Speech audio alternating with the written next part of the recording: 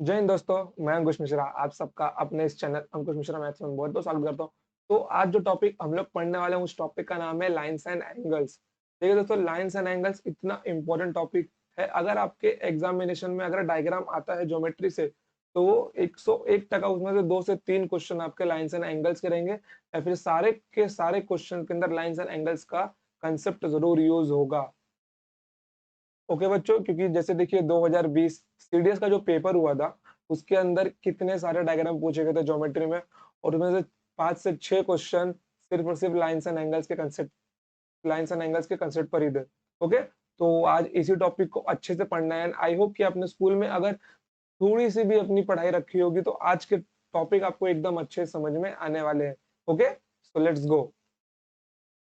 Okay, so let's start. देखिए, अब जो न्यू कॉन्सेप्ट हम लोग पढ़ने वाले हैं उसके अंदर सबसे पहले आपको एंगल्स के बारे में मालूम होना चाहिए। क्या एंगल्स के बारे में, कि एंगल्स होते क्या है, new concept. And I hope कि आपने इसके पहले का रिवाइज कर लिया होगा, क्योंकि इसके पहले वाले जो क्वेश्चंस थे वो लिमिटेड टाइप के थे। अब इसके आगे वो क्वेश्चंस रिपीट होने वाले नहीं है बिल्कुल भी। समझ गए? जब ट्रायंगल्स का टॉपिक हमारा शुरू होगा सेपरेटली, ट्रायंगल जिसमें राइट एंगल ट्रायंगल्स, आइसोसेलेस वगैरह सब कुछ रहेगा, तब वो टॉपिक वहां पे मिलेगा। बट अभी फिलहाल के लिए 6-7 दिन तक ये टॉपिक मिलने वाला नहीं है। तो उसको रिवाइज करके रखो, और नोट्स तो आपने उसको उसके बनाए रहेंगे, तो उन नोट्स को और उसको साथ में रिवाइज करते रहो, ताकि वो आपके माइंड से निकले ना। ओके, क्योंकि उसके अंदर फॉर्मूलाज है, कंसेप्ट है, जो कि निकलने नहीं चाहिए। ओके, चलो देखो, न्यू कंसेप्ट। अब ये कंसेप्ट न्यू तो नहीं है, केवल इसका नाम न्यू है। अगर मैं आपको ट्रायंगल्स की बात करता हूँ, तो आपको ट्रायंगल्स के बारे में मालूम है कि ट्रायंगल्स के अंदर 3 एंगल्स होते हैं। ओके, ट्रायंगल्स के अंदर क्या होता है, ट्रायंगल्स के अंदर 3 एंगल्स होते हैं, और वो एंगल्स का सम कितना होता है, वो एंगल्स का सम होता है 180 डिग्री। वो एंगल्स का सम कितना होता है, वो एंगल्स का सम होता है 180 डिग्री। अब क्या आपको मालूम है कि उस एंगल का सम 180 डिग्री ही क्यों होता है? दूसरा कुछ क्यों नहीं होता? मतलब कि 10 डिग्री, 100 डिग्री रखने के तो हम लोग 1000 डिग्री भी रख सकते थे, लेकिन 100 डिग्री ही क्यों रखते हैं? ये आपके लिए कोई, सॉरी, 180 डिग्री क्यों होता है?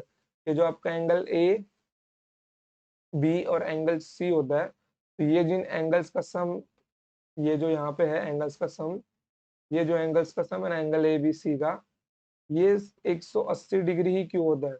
वाई नॉट 100 डिग्री, 1000 डिग्री, कुछ भी रख सकते थे। ये 360 डिग्री क्यों नहीं होता? सर्कल का ही 360 डिग्री क्यों होता है? ओके, तो ये आपके लिए क्वेश्चन है, उसको सॉल्व करके लाइए कि angle A plus angle B plus angle C का जो सम है वो 180 डिग्री क्यों होता है। ओके, तो ये कंसेप्ट आपको मालूम है कि angle A plus B plus C क्या होते हैं, 180 डिग्री होते हैं। और यहाँ पे जो मेरे एंगल्स ए और मेरे एंगल बी और एंगल सी, ये तीनों क्या है, ये तीनों मेरे क्या है, इंटीरियर एंगल्स है। ये क्या है मेरे, ये मेरे इंटीरियर एंगल्स है। क्या है मेरे इंटीरियर एंगल्स, आंतरिक कोण है ये सब मेरे, क्या है, आंतरिक कोण। ओके, अभी इन्हीं इंटीरियर एंगल्स के जैसा एक और एंगल्स होता है जिसको बोलते हैं हम लोग एक्सटीरियर एंगल। देखते हैं उसको। एक्सटीरियर एंगल क्या होता है, आपने इसके बारे में भी पढ़ा होगा डेफिनेटली, अगर आपने स्कूल में पढ़ाई की होगी। देखिए, स्कूल में पढ़ाई की हो या ना, स्कूल में आपने पढ़ाई की हो या फिर ना भी की हो, बट इतना अज्यूम तो रख सकता हूं मैं कि आपको कम से कम इतना तो समझ में आ रहा होगा। ओके, देखिए देखिए एक्सटीरियर एंगल क्या होता है, आपका ट्रायंगल ए बी और सी हो गया। जब किसी वर्टेक्स को आगे बढ़ाया जाए, जब किसी वर्टेक्स के साइड को आगे बढ़ाया जाए, जैसे मैंने यहाँ पे सी को आगे बढ़ाया मैंने। ओके, मेरा 2 मिनट रुकिए। देखिए, मैंने क्या किया, मैंने वर्टेक्स सी को आगे बढ़ाया। ओके, तो ये जो वर्टेक्स की सी को मैंने आगे बढ़ाया, अब जो एंगल यहाँ पे बनेगा ना, अब ये देखिए, अब जो एंगल यहाँ पे बनेगा, अब जो एंगल मेरा यहाँ पे बनेगा, ये मेरा होगा एक्सटीरियर एंगल। ये क्या होगा, ये मेरा होगा एक्सटीरियर एंगल।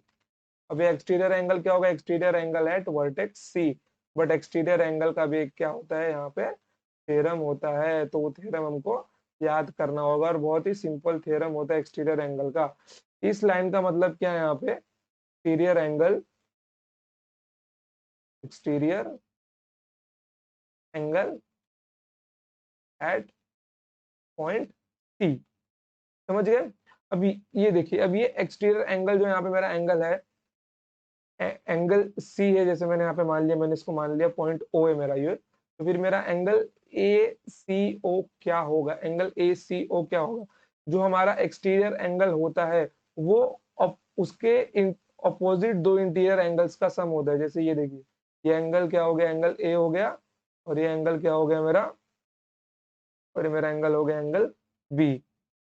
तो जो मेरा एक्सटीरियर एंगल होता है वो उसके ऑपोजिट इंटीरियर एंगल्स के सम के बराबर होता है। उसके ऑपोजिट का मतलब होता है कि उसका वो जो साथ में एंगल है उसको छोड़ के बाकी दो एंगल्स। ओके, तो ये मेरा बन जाएगा angle A plus angle B. ये मेरा होता है exterior angle, angle A plus angle B. समझ गए? अभी एंगल ए प्लस बी, इसका वैल्यू कहां से आया? देखिए, अगर मैं आपको पूछूं तो मेरा angle A plus B plus C का मान क्या होता है? ये मेरा होता है 180 डिग्री। ओके, ये मेरा होता है 180 डिग्री। ओके, अब मेरे को निकालना है angle A C O. But मेरा ये देखिए, ये मेरा टोटल एंगल यहाँ पे, ये मेरा टोटल एंगल यहाँ पे कितना है? 180 डिग्री है। और ये एंगल मेरा क्या है? यहाँ पे मेरा ये एंगल है, एंगल सी। तो ये एंगल मेरा यहाँ पे कितना बन जाएगा? ये मेरा एंगल यहाँ पे बन जाएगा 180 डिग्री माइनस का सी। और ये माइनस सी जब मेरा यहाँ पे जाएगा प्लस सी, ये मेरे को यहाँ पे मिल जाएगा angle A plus angle B equals to 180 degree minus का एंगल सी। तो इसकी वैल्यू क्या मिल गई मुझको? Angle of A plus B. समझ गए कि एक्सटीरियर एंगल मेरा क्या होता है? एक्सटीरियर एंगल मेरा होता है उसके अपोजिट साइड्स के दो इंटीरियर एंगल्स का सम। उसके अपोजिट साइड्स के दो इंटीरियर एंगल्स का सम होता है।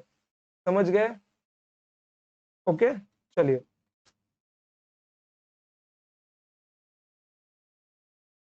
तो मैं यहाँ पे एक ट्रायंगल बनाता हूँ।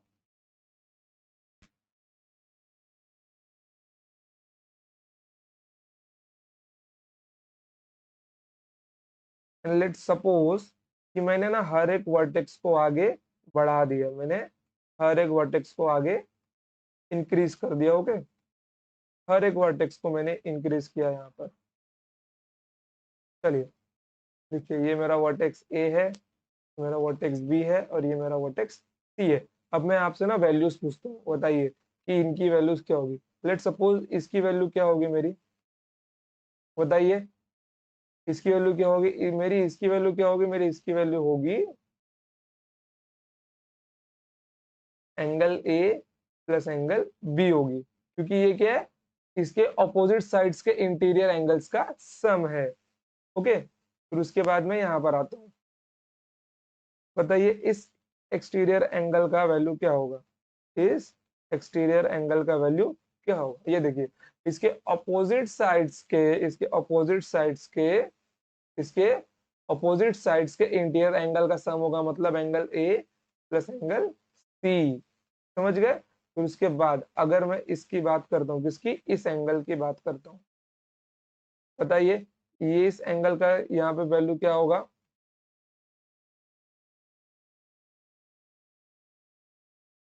इसका वैल्यू क्या बन जाएगा मेरा यहाँ पे? इसके अपोजिट साइड्स के इंटीरियर एंगल्स का सम, मतलब angle B plus angle C. Angle B plus angle C, ये मेरा होता है टोटल एक्सटीरियर एंगल। अब आप इनके साइड्स को ना कैसे भी बढ़ा सकते हो। मैंने अगर ऐसे इंक्रीज किया है तो आप लोग इसके साइड्स को ना ऐसे भी इंक्रीज कर सकते हो, तो भी आपकी वैल्यूज वही आएंगी। जैसे मैं देखो, मैंने ये जो मेरा ट्रायंगल है ना, अब मैं देखो इसको कैसे इंक्रीज करता हूँ।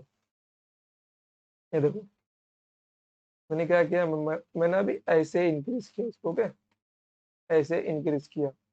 कोई दिक्कत है? कोई दिक्कत नहीं है। देखो, ये मेरा ए है, ये मेरा बी है, ये मेरा सी है।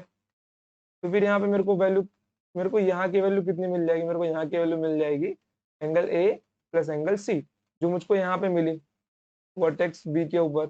सेम वैल्यू मुझको यहाँ पे मिलेगी। फिर उसके बाद में ये देखो, इसकी इसकी वैल्यू यहाँ पे कितनी मिल जाएगी? Angle A plus angle C. और वही वैल्यू मेरी यहाँ पर है। लेट्स सपोज कि अगर मैंने इसको ऐसा इंक्रीज किया होता, ऐसा किया होता, सपोज मैंने ना इसको अगर ऐसा इंक्रीज किया होता, तो तब क्या होता मेरा वैल्यू इसका? तब भी मेरा वैल्यू इसका यही होता था। क्या होता था? यही होता था इसके वर्टेक्स का वैल्यू। ये क्या मेरा एक्सटीरियर एंगल है, ये भी मेरा, ये मेरे इस ट्रायंगल का। देखिए मैंने वर्टेक्स ए को आगे बढ़ाया है, मैंने वर्टेक्स ए को आगे बढ़ाया है, तो इसका एक्सटीरियर एंगल क्या बन जाएगा, इसका एक्सटीरियर एंगल इन दोनों का सम बन जाएगा क्या, angle A plus angle B. समझ गए? कोई दिक्कत, कोई भी परेशानी नहीं है ना? हमेशा अपोजिट एंगल्स का सम ही लेना है आपको। ओके चलो, तो यहाँ पे एक कंसेप्ट आप लोग यहाँ पे लिख के लीजिए, नोट डाल के। किसी भी ट्रायंगल के एक्सटीरियर एंगल की वैल्यू अपोजिट इंटीरियर एंगल के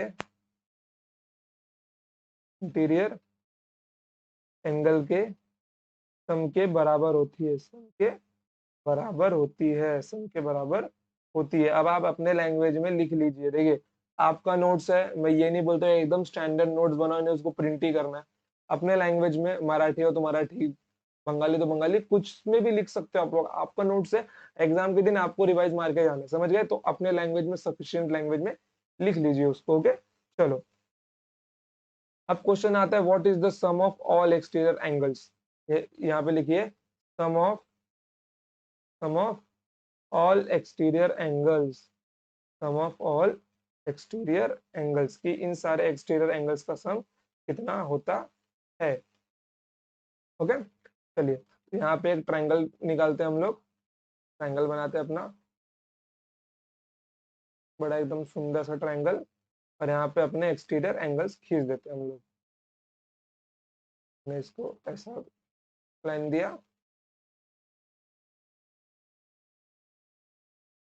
तो ऐसा दिया,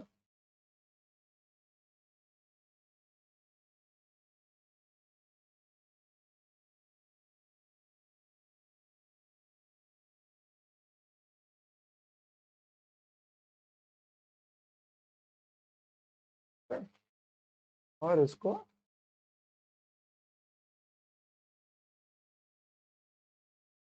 ऐसा देखिए।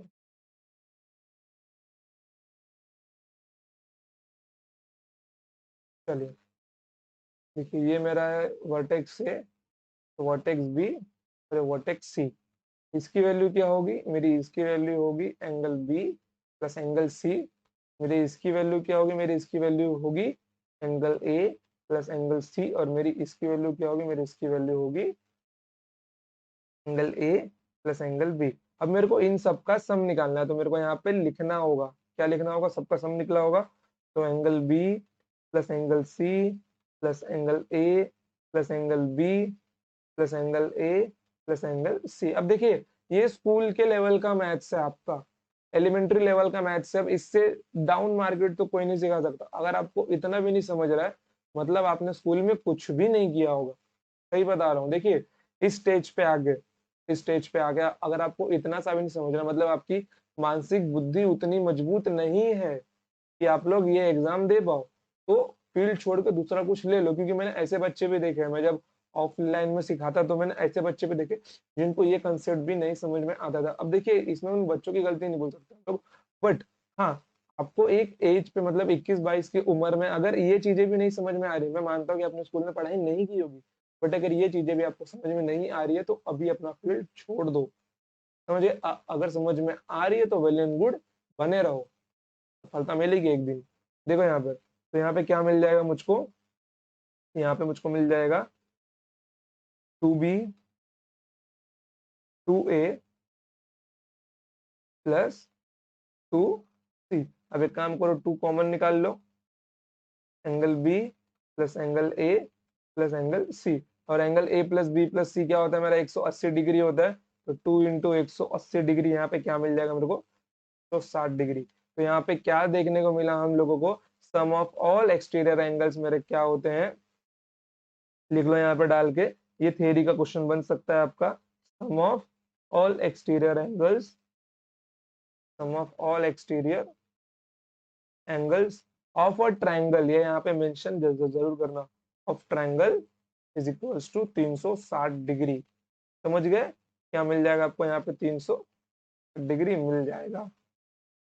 थोड़ा साइड में कर दो। हम्म कितना मिल जाएगा आपको? 360 डिग्री मिल जाएगा। तो आई होप कि आपको एक्सटीरियर एंगल्स का तो कंसेप्ट समझ में आ गया होगा। एकदम इजी कंसेप्ट है, और इसके अंदर जो आपका एंगल है वो क्या आपका इंटीरियर एंगल्स है। समझ गए? तो बढ़ते हैं आगे, क्वेश्चन देखते हैं इसके ऊपर, छोटे मोटे क्वेश्चन जो एग्जाम में पूछे गए प्रीवियस ईयर। देखिए मेरे शीट में एक भी क्वेश्चन ऐसा नहीं है कि जो किसी बुक से लिए गए, सारे के सारे क्वेश्चन प्रीवियस ईयर है, सब क्वेश्चन प्रीवियस ईयर है। चलते शीट नंबर 24 के ऊपर। देखिए ये क्वेश्चन नंबर 24 है। यहाँ पे आपका क्वेश्चन क्या है? फाइंड एंगल बी ए सी का एंगल आपको पता लगाना है। अब आप देखिए, अब मैं अगर यहाँ पे ट्रायंगल ड्रॉ करता हूँ खुद से, नहीं तो जाने दीजिए, इसमें लिखता हूँ मैं। देखिए ये मेरा कितना, ये मेरा 62 डिग्री है और ये मेरा 110 डिग्री है। ओके, तो इन दोनों का सम कितना होता है? इन दोनों का मतलब कि इन दोनों का सम क्या होना चाहिए? 110 डिग्री होना चाहिए। ये मेरा किसके बराबर होगा? ये मेरा बराबर होगा angle A plus angle B के। अगर ये मेरा 62 डिग्री है तो 62 डिग्री में मैं ऐसा क्या जोड़ू कि मेरा 110 बन जाए? जाहिर सी बात है मेरे को 48 डिग्री जोड़ना होगा। तो एंगल बी ए सी का मान क्या मिल जाएगा मुझको? 48 डिग्री मिल जाएगा। सिर्फ देखने भर का क्वेश्चन था। और आप में से कितने बच्चों ने यहाँ पे ऐसा किया होगा? देखो इसको वो लोग ने 70 डिग्री माना होगा, फिर angle A plus B plus C बराबर 180 डिग्री लिखा होगा, फिर इन दोनों का सम उसमें से माइनस किया होगा, तब जाके उनको 48 डिग्री मिला होगा। वो हो गया लेंदी मेथड। जब एग्जामिनर ने एक्सटर्नल एंगल दिया हुआ है तो उस मेथड से जाने की जरूरत क्या है? जा सकते हो, लेकिन जाने की कोई जरूरत नहीं है उससे। समझ गए? चलो, ये पेपर ना मे बी यूपीएसआई का पूछा हुआ क्वेश्चन है। चलो क्वेश्चन नंबर 25 पे जाते हैं। क्वेश्चन नंबर 25, ये देखिए ये बढ़िया सवाल है आपका। मेरा फोटो है ना, कोई नहीं। ये देखिए ये लोग ने क्या दिया है? The side Q R of a triangle P Q R is extended to a point S, P R S is 104 degree and R Q P is equals to Q P R, then value of Q P R is. देखो अब ये question में ना थोड़ा तो गलती है। यहाँ पे ना क्यू पी आर नहीं आएगा, यहाँ पे आप लोग लिख लो, क्योंकि यहाँ पे ना आना चाहिए 3/5। वो शायद से टाइप नहीं हुआ है, या फिर टाइप हुआ तो गायब हो गया। देखो यहाँ पे कितना आएगा? यहाँ पे आएगा 3/5। तो यहाँ पे क्वेश्चन में क्या बोल रहा है? क्वेश्चन में आपको बोल रहा है कि यहाँ पे एक ट्रायंगल दिया गया है आपका। ओके, यहाँ पे एक ट्रायंगल दिया गया है, और उस ट्रायंगल इसके जो वर्टेक्स है पी क्यू आर, तो इसके वर्टेक्स क्यू आर को आगे एक्सटेंड किया गया, इसके वर्टेक्स क्यू आर को आगे एक्सटेंड किया गया है पॉइंट एस तक। ओके, पॉइंट एस तक इससे वर्टेक्स वर्टेक्स क्यू आर को एक्सटेंड किया गया। तो इसने क्या दिया? इसने पी आर एस का वैल्यू दिया, कितना दिया? 104 डिग्री दिया। ओके, तो इसने पूछा गया है कि क्यू पी आर के मान क्या, मतलब उसने इसकी वैल्यू पूछी, मतलब उसने इसकी वैल्यू पूछी है। चलो, तो ये जो गिवन कंडीशन दिया है ना, पहले हम लोग इसका अंदाजा लगाते हैं क्या है ये। चलो देखो यहाँ पर दिया क्या गया है?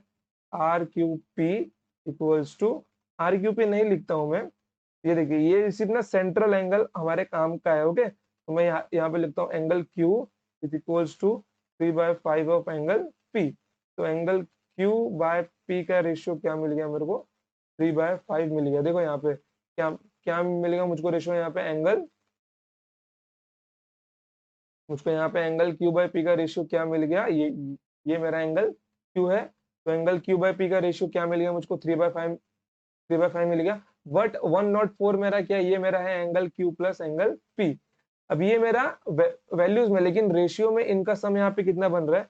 रेशियो में इनका सम बन रहा है यहाँ पर 8। कितना बन रहा है? यहाँ पे 8 बन रहा है। और 8 मेरा किसके बराबर दिया हुआ है? 104 डिग्री के बराबर दिया हुआ है। अगर 8 मेरा 104 डिग्री के बराबर है, तो एक का मान यहाँ पे मेरा क्या होगा? 8 एकम 8, तो यहाँ पे जाएगा तो 8×3 = 24। मतलब एक मेरा अगर 13 डिग्री के बराबर है, अगर एक मेरा 13 डिग्री के बराबर है, तो यहाँ पर ब्लैक में लिखता हूँ मैं, तो ये जो एंगल मेरा Q है और ये जो एंगल मेरा P है, ये क्या बन जाएगा मेरा, ये एक रेशियो वन मेरा 1 यूनिट मेरा 13 डिग्री के बराबर है, तो 3 यूनिट यहाँ पे किसके बराबर होगा, 39 डिग्री के। ओके, और 5 यूनिट यहाँ पे किसके बराबर होगा, 65 डिग्री के। तो मतलब एंगल पी की जो वैल्यू वो क्या है मेरी, 65 डिग्री है। सिंपल वन क्वेश्चन, समझ गए। एक्सटीरियर एंगल के ऊपर ऐसे ही सवाल पूछे जाएंगे आपको, और आपको इससे ही ऐसे ही आंसर इसके निकाल कर देने हैं। तो बढ़ते हैं आगे। ओके, चलो, तो लेट्स गो, क्वेश्चन नंबर 26 पे जाते हैं। क्वेश्चन नंबर 26, देखिए,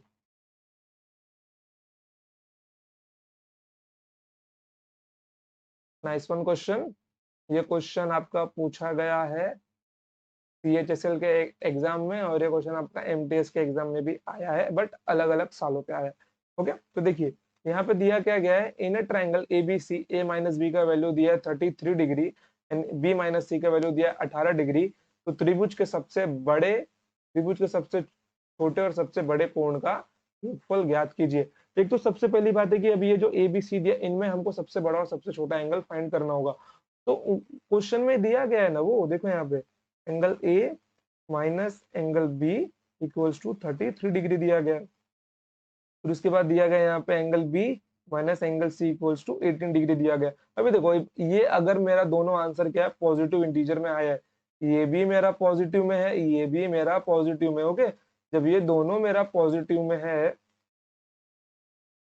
जब ये दोनों मेरा पॉजिटिव में है, तो इसका मतलब क्या है, यहाँ पे एंगल ए क्या होगा, बड़ा होगा एंगल बी से। इन शॉर्ट यही बोलना चाहता है ना वो, कि यहाँ पे एंगल मेरा, एंगल ए बड़ा होगा एंगल बी से, और यहाँ पे एंगल बी बड़ा होगा एंगल सी से, तभी मेरा आंसर सब्ट्रैक्शन के बाद में पॉजिटिव आएगा।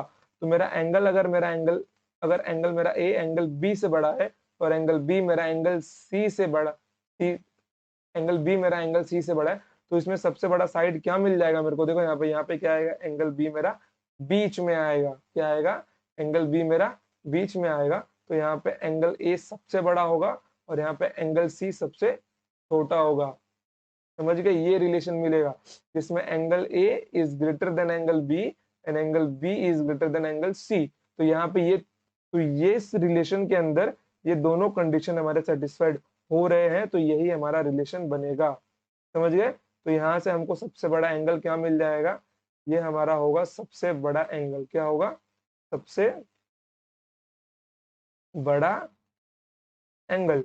और यहाँ पे ये हमारा बन जाएगा सबसे छोटा एंगल ट्रायंगल का, सबसे छोटा एंगल। समझ गए, कोई दिक्कत इसके अंदर नहीं। तो बढ़ते हैं आगे, चलो, देखो यहाँ पर, अब इन लोगों ने पूछा गया है what is the sum of the smallest and the largest angle of a triangle. मतलब ये लोगों ने in short angle A plus C का सम पूछा है। अब उन्होंने पूछा क्या है वो तो मालूम पड़ेगा। चलो, एक स्टेप हमारा हो गया। अब बढ़ते हैं दूसरे स्टेप के ऊपर, कि इसके ऊपर हम लोग पहुंचेंगे कैसे। हो गए, तो मैं यहाँ से सब कुछ जितना भी लिखा है मिटा देता हूं मैं।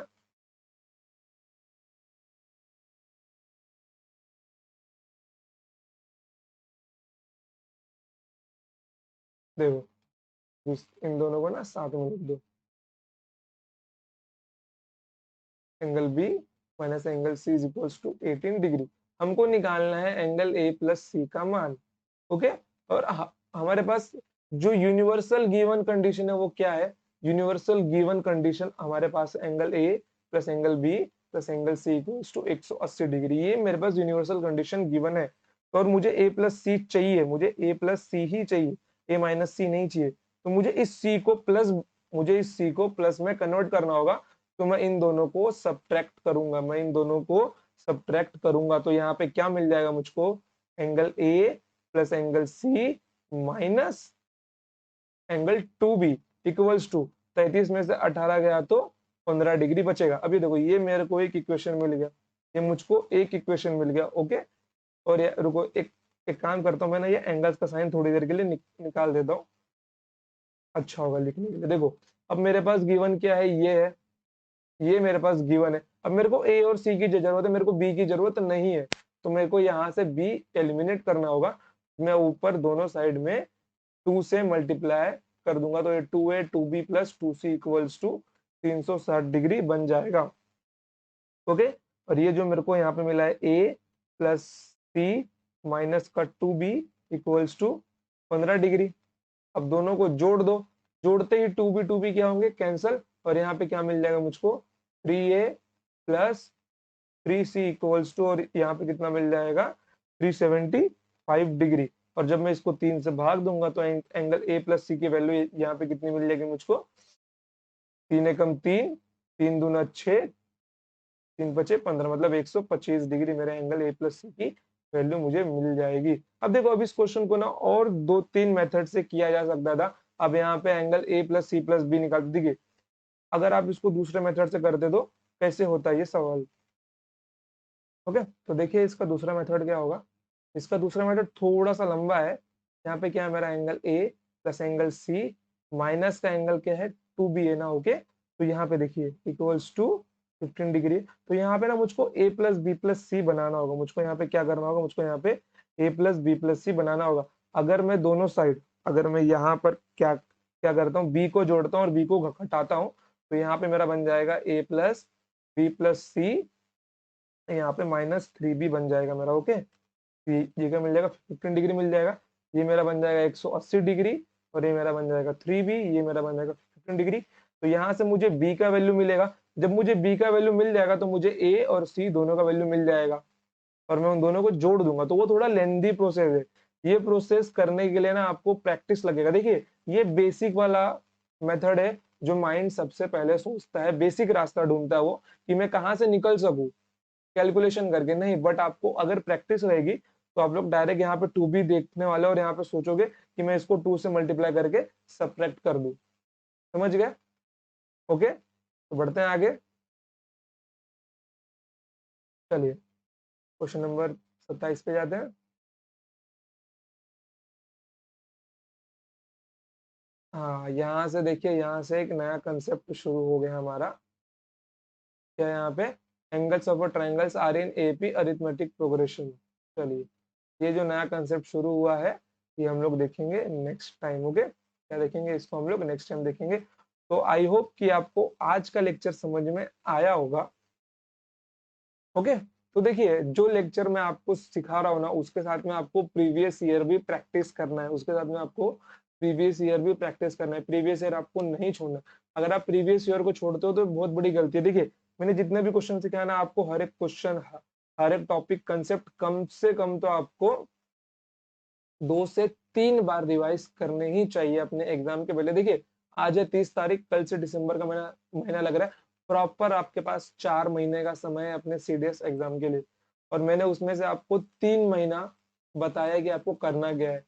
मैंने प्रॉपर 3 महीने का टाइम टेबल आपको दिया है, 3 महीना 7 दिन का, कि आपको कौन सा चैप्टर पढ़ना है, कितना पढ़ना है और कहाँ से पढ़ना है। तो मैंने कहा देखिए, रेशियो का टॉपिक मैंने कंप्लीट सिखाया, नंबर सिस्टम मैंने कंप्लीट सिखाया, फिर बच गया आपको ट्रिग्नोमेट्री मैंने कंप्लीट सिखाया। अलजेब्रा में जल्दी चालू होगा, ज्योमेट्री और 3D के बाद मैं अलजेब्रा भी लूंगा। ये मेजर टॉपिक है, मैं इसलिए इसके ऊपर सबसे पहले फोकस कर रहा हूँ। उसके बाद आपका अलजेब्रा होगा, फिर बच गया आपका डीआई और लॉगरिथम। वो मैं आपके एग्जाम के 1 महीने पहले सिखाऊंगा, क्योंकि वो बहुत छोटा टॉपिक है। 7 दिन बहुत है, उन टॉपिक्स के लिए 7 दिन बहुत है। बट आपका ज्योमेट्री जो 1-1.5 महीना यहाँ से चलने वाला है, इसके साथ में भी पॉसिबली मैं 3D भी चालू कर दूं। उसके बाद होगा आपका अलजेब्रा। ओके, तो पेशेंस बना के रखिए, और बट प्रीवियस ईयर लगाते रहिए खुद से। ओके, चलिए, तो आज के लिए इतना ही। तो मिलते हैं नेक्स्ट टाइम, तब तक के लिए टाटा बाय बाय, जय हिंद जय भारत।